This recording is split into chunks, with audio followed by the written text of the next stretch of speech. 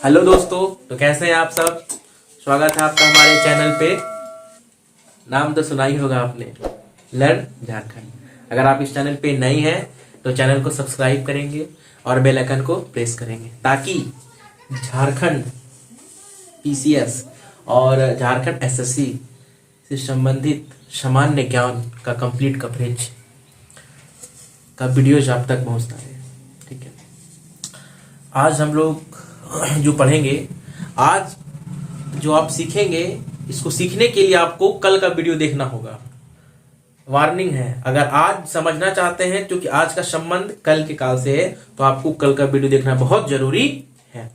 तो आज हम लोग जो देखेंगे वो प्राचीन काल में झारखंड जो देख रहे थे उसमें गुप्त काल, दो काल हम लोगों ने कल देख लिया था। कल हम लोगों ने जो देखा था वो था मौर्य काल, ठीक है, और हम लोगों ने कल क्या देखा था, एक पोस्ट मौर्य, है ना, मौर्योत्तर काल। तो मौर्य काल, मौर्योत्तर काल हमने देखा था। आज हम देखेंगे गुप्त काल। कौन सा देखेंगे दोस्तों? गुप्त काल, है ना।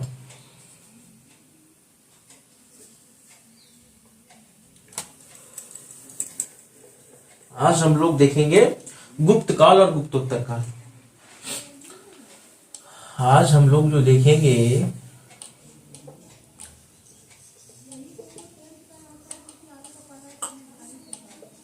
गुप्त काल और गुप्तोत्तर काल। इसमें जो हमें देखना है कि गुप्ता काल मतलब इंग्लिश में गुप्ता पीरियड, और गुप्तोत्तर काल का हो जाएगा पोस्ट गुप्ताज। ठीक है दोस्तों, तो गुप्ता पीरियड में जिस जो भी राजा हुए हैं उनमें से सिर्फ हमें झारखंड के संदर्भ में दो राजा के बारे में ही देखना है। तो जो दो राजा के बारे में देखना है तो वो कल भी मैंने बताया था, है ना। सबसे पहले हो जाएगा समुद्रगुप्त। समुद्रगुप्त का क्या प्रभाव रहा है झारखंड को लेकर के, नंबर 1 में। और दूसरा में हमें जो देखना है चंद्रगुप्त सेकंड। चंद्रगुप्त सेकंड, और ये चंद्रगुप्त सेकंड है, इसको विक्रमादित्य भी कहा जाता है। विक्रमादित्य, ठीक है। और गुप्तोत्तर काल में हमें जिनके बारे में देखना है तो इसमें सबसे पहले देखना है एक नंबर 1, एक है बंगाल का गौंड शासक, ठीक है, और दूसरा हर्षवर्धन। दूसरा हर्षवर्धन, ठीक है। तो 1 बाय 1 हम लोग आकर के देखते हैं, ठीक है। तो सबसे पहले जरा ये जान लेंगे कि गुप्ता पीरियड में गुप्ता जो, अच्छा इसको रब करके प्रेस पेज में इसको देखते हैं, ठीक है।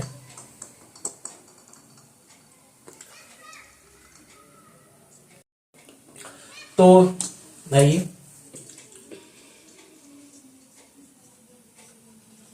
गुप्त काल,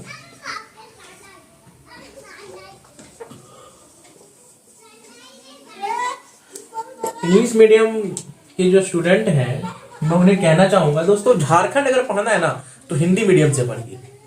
ये मेरा पर्सनल एक्सपीरियंस है। मैं भी इंग्लिश मीडियम का स्टूडेंट हूँ, हिंदी में थोड़ा प्रॉब्लम होता है, कठिनाई होता है। लेकिन जब मैं पहली बार झारखंड पढ़ रहा था तो मेरा तो टारगेट सेट था कि झारखंड हिंदी मीडियम समझ में नहीं आएगा, मजा नहीं आएगा, समझने के बाद मजा नहीं आएगा, पढ़ेंगे इंग्लिश मीडियम। लेकिन जब मैंने देखा कि इंग्लिश मीडियम में अच्छी अच्छी बुक्स अवेलेबल है ही नहीं, अच्छे कंटेंट नहीं है, अगर एक आध बुक अवेलेबल मार्केट में है तो मैंने निश्चय किया कि नहीं, इससे तो वो जानकारी मुझे नहीं मिल पाएगी जो मुझे चाहिए। इसीलिए मैंने तय किया कि मैं झारखंड को हिंदी बुक से पढ़ूंगा, और हिंदी में बहुत सारे राइटर्स के बुक अवेलेबल है मार्केट में, और बड़ा बेहतरीन कंटेंट है। और जब पढ़ना शुरू किया तो बड़ा मजा आया पढ़ के हिंदी में। इसीलिए मेरा पर्सनल एक्सपीरियंस है, अगर झारखंड पढ़ना है तो हिंदी मीडियम में, हिंदी मीडियम की जो बुक्स है उसे पढ़िए और हिंदी मीडियम में पढ़िए। क्यों पता है क्यों? क्योंकि जब इसके आप आर्ट एंड कल्चर सेक्शन में जाएंगे,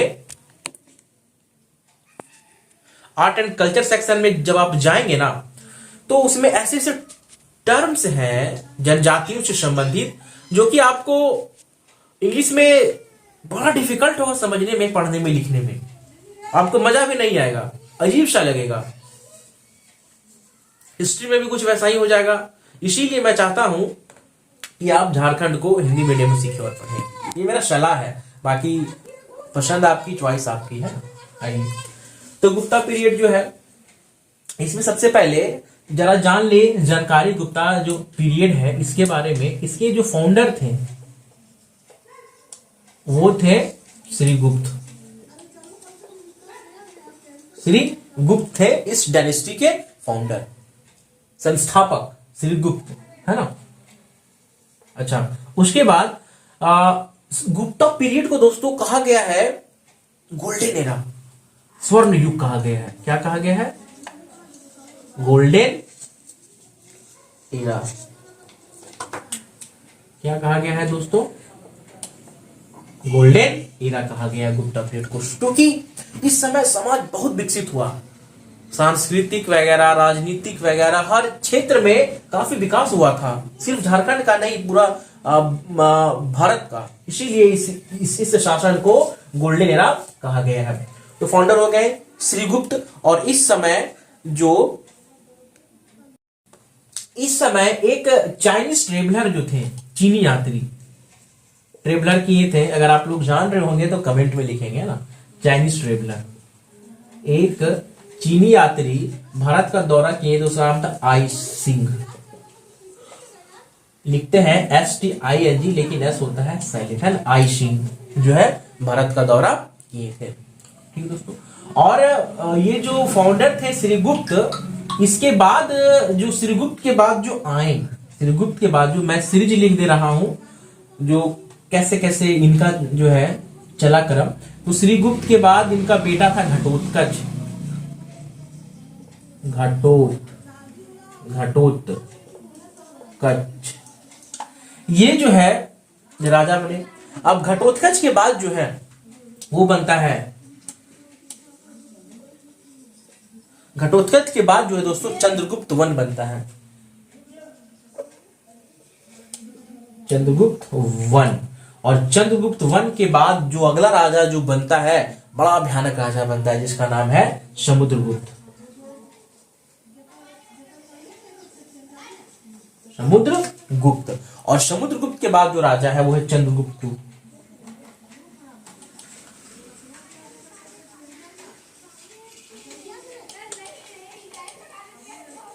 और चंद्रगुप्त टू के बाद जो अगला राजा बनता है वो है कुमारगुप्त वन।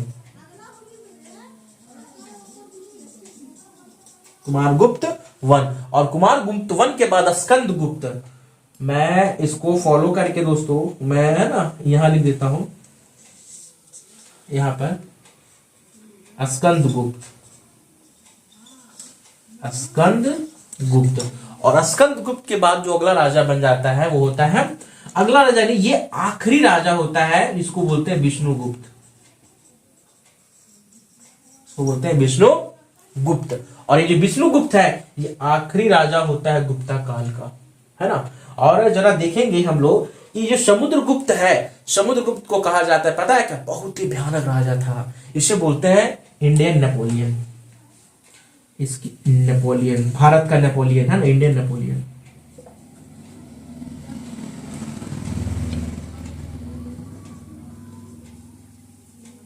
इंडियन नेपोलियन कहा गया समुद्रगुप्त को, है ना। और उसके बाद जो है, जब ये देखिए गुप्ता काल का जो एज है दोस्तों, एज क्या रहा, इसका जो पीरियड था ये करीब करीब जो इसका था 320 से लेकर के 550 ईडी। 320 से 320 ईडी से 550 AD इसका रहा काल, गुप्ता पीरियड का, है ना। और झारखंड के जो संक्षेप में हमें जो पढ़ना है ना, वो हमें देखना है झारखंड के संक्षेप में। अब सारा को डिस्कस नहीं करना क्योंकि हम लोग इंडियन हिस्ट्री नहीं पढ़ रहे हैं। जब कभी अगर आपकी डिमांड होगी इंडियन हिस्ट्री की तो मैं वहां इसको बताऊंगा। झारखंड के परिप्रेक्ष्य में हमें सिर्फ 2 राजाओं के बारे में देखना है। जो पहला है समुद्रगुप्त, पहला हमारा हो जाएगा समुद्रगुप्त, इसका क्या रहा प्रभाव झारखंड में, और समुद्रगुप्त के बाद चंद्रगुप्त सेकंड, ये दोनों का क्या रहा प्रभाव झारखंड में। ठीक है, चंद्रगुप्त 2 का एक नाम है जिसे कहा जाता है विक्रमादित्य, मैंने पहले बताया था विक्रमादित्य, है ना दोस्तों। तो बस यही 1 बाय 1 हम लोग देखेंगे, समुद्रगुप्त के शासनकाल में कैसा रहा क्या नहीं रहा, है ना, और चंद्रगुप्त सेकंड के शासनकाल में कैसा रहा कैसा नहीं रहा। ठीक है, इस स्लॉट को रब करते हैं और फिर इस पेज में दिखाते हैं। दोस्तों समुद्रगुप्त,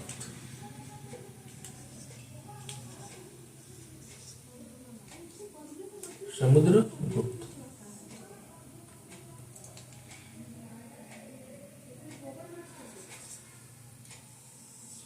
समुद्रगुप्त, ठीक है, समुद्रगुप्त, इसे क्या कहा जाता है हिंदी में, भारत का नेपोलियन।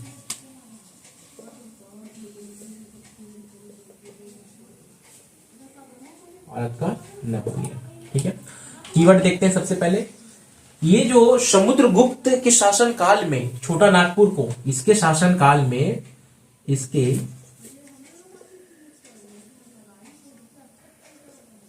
समुद्रगुप्त के शासन काल में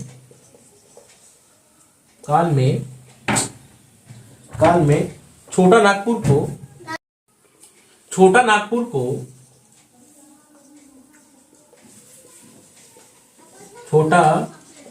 को मुरुंड देश कहा गया है, मुरुंड देश कहा गया है।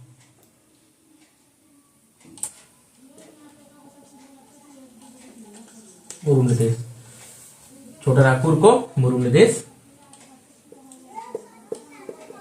कहा गया है। सेकंड हमारा पॉइंट है, ये जो हमारा बनेगा दोस्तों कि इसके क्यों परेशान कर रहा है, इसके प्रवेश के बाद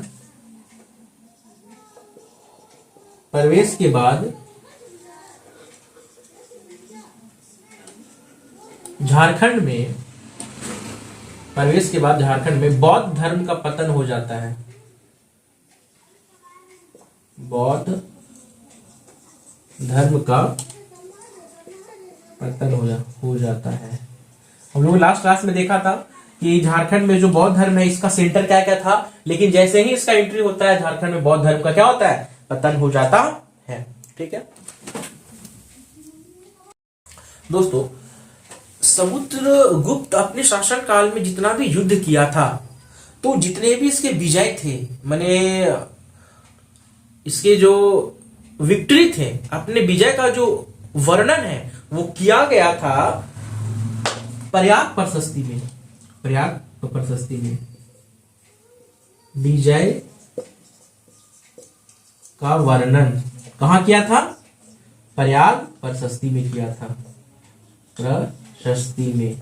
ठीक है, प्रयाग प्रशस्ति मतलब आयरन पिलर इंस्क्रिप्शंस, क्या थे ये, आयरन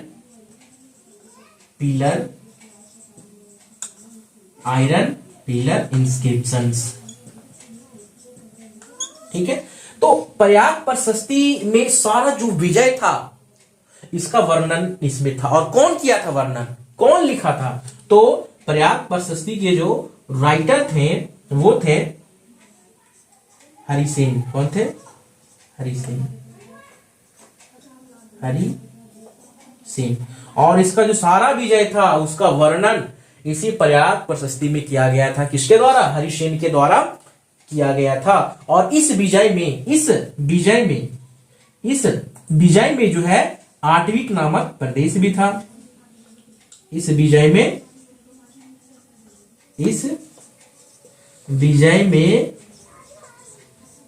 आटविक नामक प्रदेश भी था। और आपको पता है दोस्तों, मैंने बताया था लास्ट क्लास में कि आठवीं प्रदेश जो है इसका स्ट्रेच क्या था, उड़ीसा से लेकर के, छत्तीसगढ़ से लेकर के उड़ीसा तक, और इसमें झारखंड भी शामिल था, इसीलिए झारखंड को आठवीं प्रदेश भी कहा जाता है। तो यहां से पता चलता है, और इस आठवीं प्रदेश का जो हिस्सा था वो कौन था, झारखंड। कौन था, झारखंड।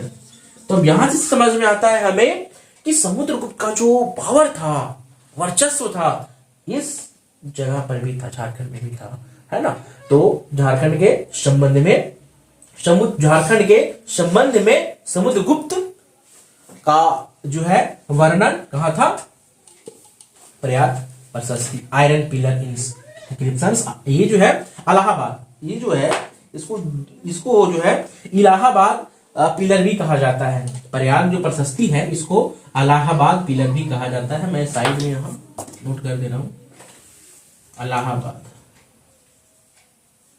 इलाहाबाद इंस्क्रिप्शंस, शॉर्ट में इंग्लिश मीडियम स्टूडेंट ध्यान देंगे, है ना, ठीक है।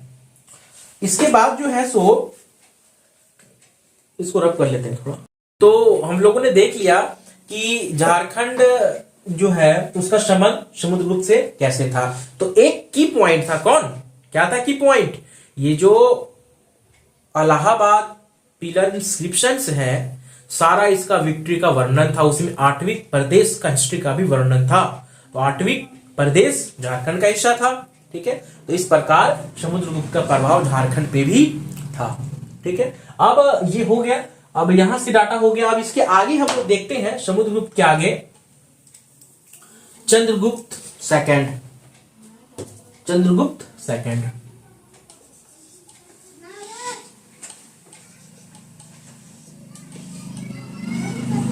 आपको पता है इसे विक्रमादित्य भी कहा जाता है,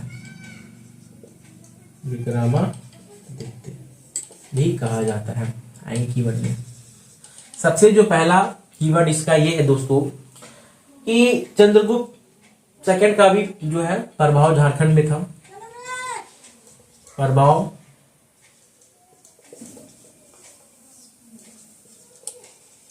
झारखंड में था।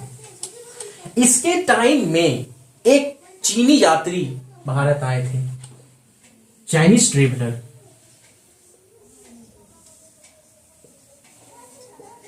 क्या नाम था, फाहियान। फाहियान कब आए थे, 405 ईस्वी में, ठीक है। तो चीनी यात्री फाहियान जो है 405 ईस्वी में आए थे भारत, ठीक है। और झारखंड विजिट किए थे, झाड़ियों का प्रदेश, वनों का प्रदेश, जंगलों का प्रदेश झारखंड। तो जब यहां विजिट किए तो इसने क्या किया, देखिए एरो दे करके बता रहे हैं, इसने झारखंड को क्या कहा, इसने झारखंड को फाहियान क्या कहा था, कुकुट लाड, क्या कहा था, कुकुट लाड। चीनी यात्री फाहियान 405 ईस्वी में आए थे और झारखंड को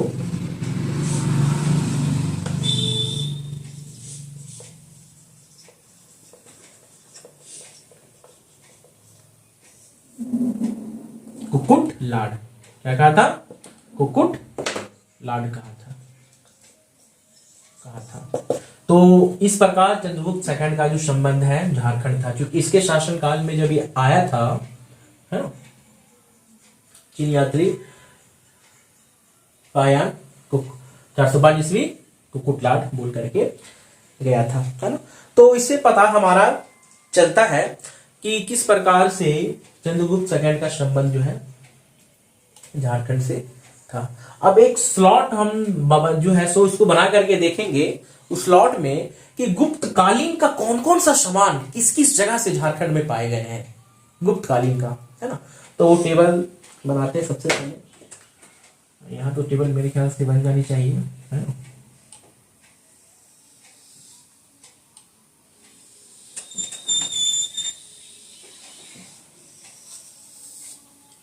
ठीक है दोस्तों,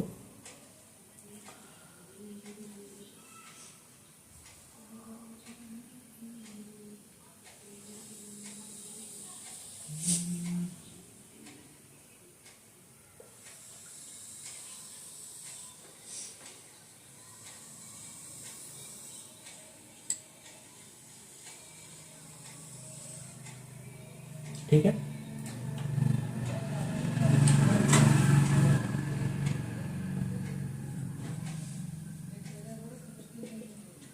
संख्या, सीरियल नंबर, है ना, प्लेसेस, इस स्थान से क्या प्राप्त हुआ। इसको दूसरा फॉन्ट यूज करते हैं, मजा आ जाएगा।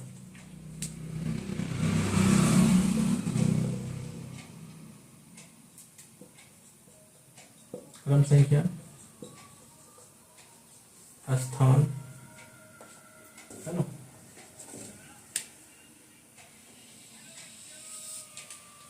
उसके बाद जिला, ये जो स्थान है वो कौन से जिला में है, ठीक ना। और उसके बाद अवशेष प्राप्त,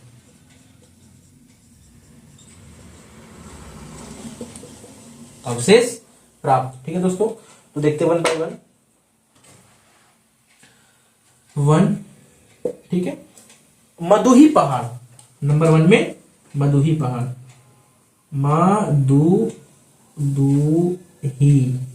मदुही पहाड़ दोस्तों कहाँ है ये, तो ये हजारीबाग जिला में, हजारीबाग जिला में। यहां से क्या प्राप्त किए गए, पत्थर को काट करके बनाया गया मंदिर, पत्थरों को काट करके बनाया गया मंदिर,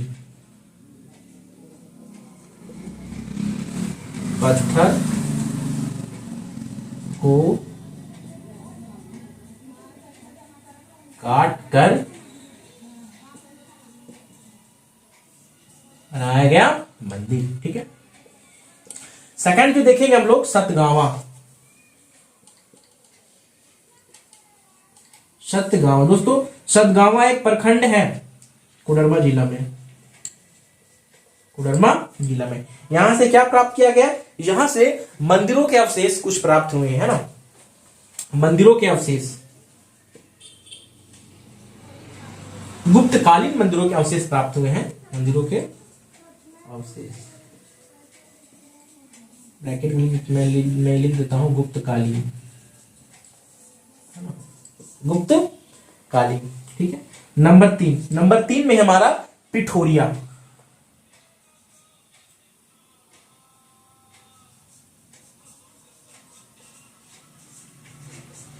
दोस्तों ये रांची में है पिठोरिया, अपना राजधानी, पहाड़ी पर स्थित कुआं, पहाड़ी पर स्थित दोस्तों पहाड़ी मंदिर जो बोरू पहाड़ी रांची में है। मैंने इस पर एक शॉर्ट्स बनाया है, जाके देखिएगा। वैसे हमारे शॉर्ट सेक्शन में जाएंगे, जब आप ये चैनल खोलते होंगे ना लर्न झारखंड, तो एक में दिखता होगा वीडियोज, सारे वीडियोज, और सेकंड स्लॉट में बगल में दिखा होगा shorts, SHORTS, shorts, SHORTS, shorts वाले सेक्शन में जाएंगे। उसमें इस पहाड़ी जो इसको बुरू पहाड़ी नाम है ना, तो बुरू पहाड़ी का क्या खासियत है, क्या स्थित है, मैंने वहां बना रखा है, जाके देखेंगे, ठीक है। तो पिठोरिया रांची से पहाड़ी पर स्थित हुआ प्राप्त हुआ है।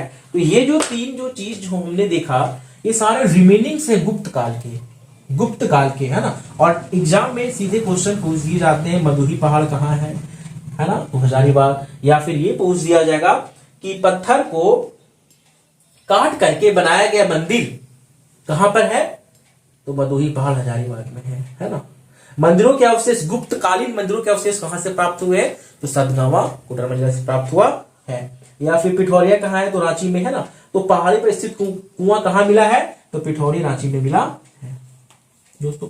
तो ये हमारा गुप्त काल का स्लॉट खत्म होता है। अब नेक्स्ट आते हैं गुप्तोत्तर काल में, ठीक है।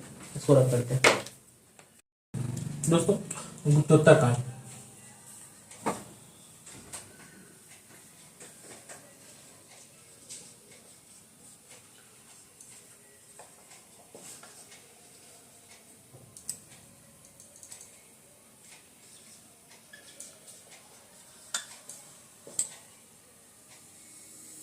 ठीक है, तो गुप्तोत्तर काल में जो हमें सबसे पहला पढ़ना है, मैंने बताया था गौड़, है ना, शासक नंबर 1,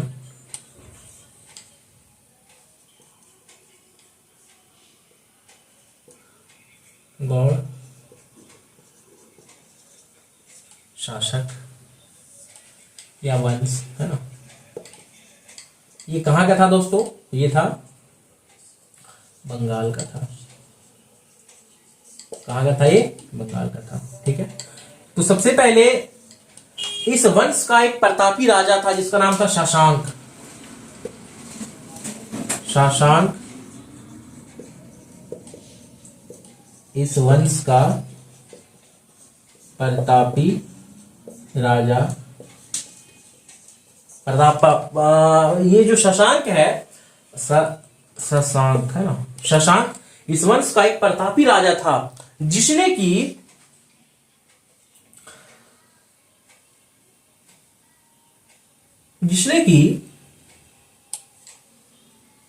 जिसने सर्वप्रथम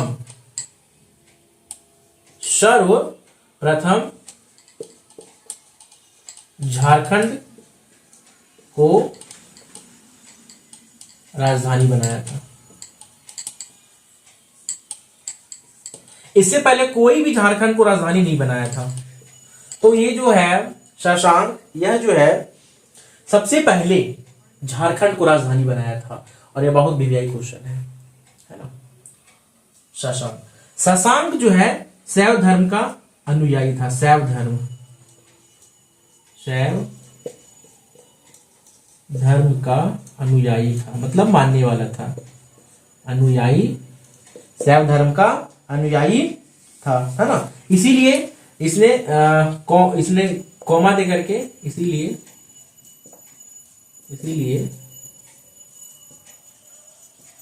बहुत सारे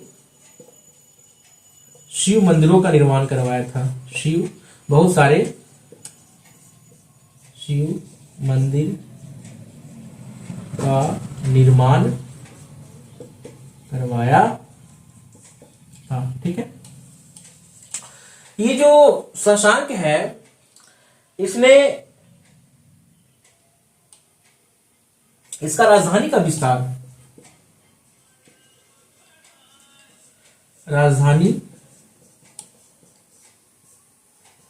इसका जो राजधानी था, इसका जो विस्तार था, उड़ीसा,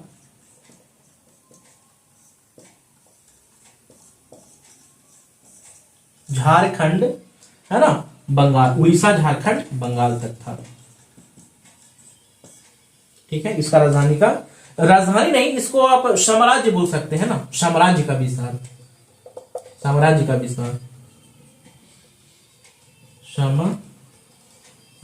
विस्तार, जो डायनेस्टी था, जहां शासन करता था, हर राजा का अपना साम्राज्य होता है, तो यहां तक इसका था। ठीक है, और अपना साम्राज्य को सुचारू रूप से चलाने के लिए, अच्छी तरीके से चलाने के लिए इसने 2 राजधानी को बनाया था। 2 राजधानी। इसका जो 2 राजधानी था, उसमें से जो पहला राजधानी था दोस्तों, ये था संथाल परगना का बड़ा बाजार। संथाल परगना का बड़ा बाजार। ठीक है, और जो दूसरा था दुलमी नामक एक जगह था। दुलमी, अब आप कहेंगे ये दुलमी कैसा है, दुलमी कहाँ है? तो ये जो दुलमी है, ये था रामगढ़ जिला में। कहाँ था ये? रामगढ़ जिला में। दोस्तों शाम का समय है, पूजन वगैरह हो रहा है, तो आरती घंटी वगैरह का आवाज आपको आ रहा होगा, है ना। मन प्रफुल्लित हो जाता है, आध्यात्मिक चीजों का स्मरण करने से ना बड़ा आनंद आता है। तो 2 राजधानी को बनाया था, संथाल परगना का बड़ा बाजार और दूसरा दुलमी रामगढ़। ठीक है,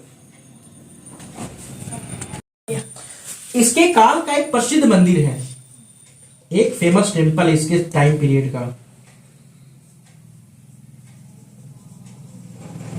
इसके काल का एक फेमस टेम्पल है। ठीक है, उस मंदिर का नाम है बेनू सागर।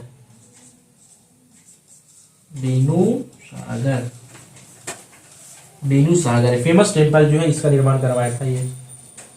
ठीक है, यह जो बेनू सागर एक भोलेनाथ का मंदिर है या दोस्तों, ये शिव मंदिर है।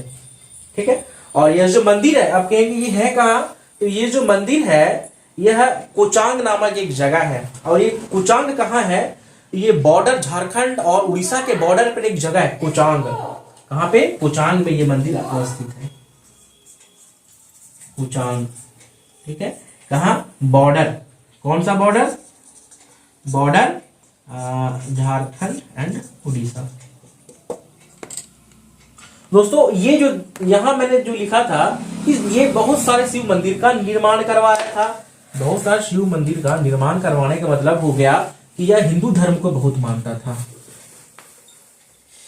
हिंदू धर्म को बहुत मानता था, ठीक है। इसीलिए इसने सारे जो इससे पहले जो बौद्ध धर्म जो आपने देखा था, जो इसके पहले शासन काल में जो बौद्ध धर्म का जो महत्व झारखंड में था, उसको सारे बौद्ध धर्म के जितने भी सेंटर थे सबको नष्ट कर दिया। बौद्ध धर्म के जितने भी सेंटर थे destroyed, destroyed all Buddhist centre, Buddhist centres जितने भी थे सबको इसने डिस्ट्रॉय कर दिया। दोस्तों हर्षवर्धन, हर्षवर्धन, ये हर्षवर्धन जो था आपको पता है हर्षा डायनेस्टी का फाउंडर था,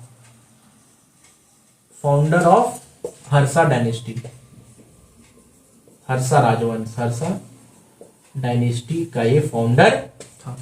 तो जो ये हर्षवर्धन है तो इसके बारे में देखेंगे। वर्धन वंश का सबसे पहले ये सर्वाधिक शक्तिशाली राजा था। वर्धन वंश का सबसे शक्तिशाली राजा था कौन? हर्षवर्धन। दूसरा पॉइंट इसमें दोस्तों ये है कि इसके साम्राज्य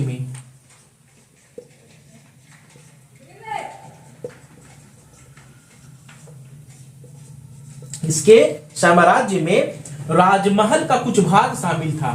तो उस समय राजमहल को कजांगल कहा जाता था, काजानागला, देख लीजिए एक पॉइंट और बना, कजांगल कहा जाता था, है ना। इसको? राजमहल को। आप कहेंगे राजमहल क्या टर्म है भाई, राजमहल कहां है? तो राजमहल पहाड़ी से राजमहल जगह बना संथाल परगना, ठीक है। संथाल परगना जो परमंडल है वहां राजमहल नामक पहली जगह था। यही राजमहल को बाद में बना करके संथाल परगना जिला बनाया गया। जी हाँ, जिला। ये बात है 200 साल पहले की। पहले था राजमहल, ठीक है, फिर राजमहल से बना संथाल परगना जिला। उसके बाद संथाल परगना जो जिला है टूट करके नए नए जिलों में बने, जिसका नाम फिर क्या बन गया? संथाल परगना परमंडल, ठीक है। ये कॉन्सेप्ट है। तो इसके साम्राज्य में, है ना, इसके साम्राज्य में जो था राजमहल का कुछ भाग शामिल था, राजमहल का कुछ भाग शामिल था, ठीक है। इसीलिए इसका जो प्रभाव झारखंड में पड़ता है, क्योंकि जो इसका साम्राज्य था, है ना, कजांगल शामिल था। तो कजांगल राजमहल का प्राचीन नाम था, ठीक है। अगला जो इसमें दोस्तों कीवर्ड है कि कजांगल में ही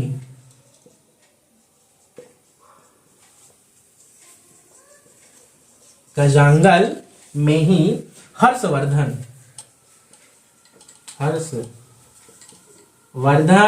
कजांगल में ही हर्षवर्धन ह्वेनसांग से मिला था।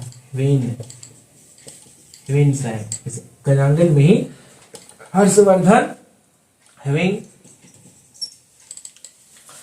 से मिला था। और आपको पता है ह्वेनसांग ने झारखंड को क्या कहा था?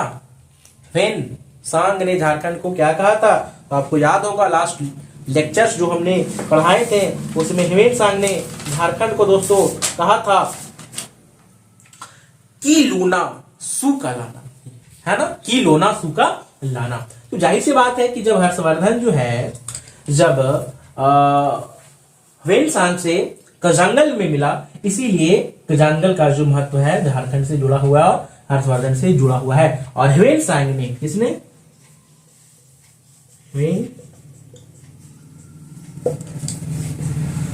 ने झारखंड को क्या नाम दिया था?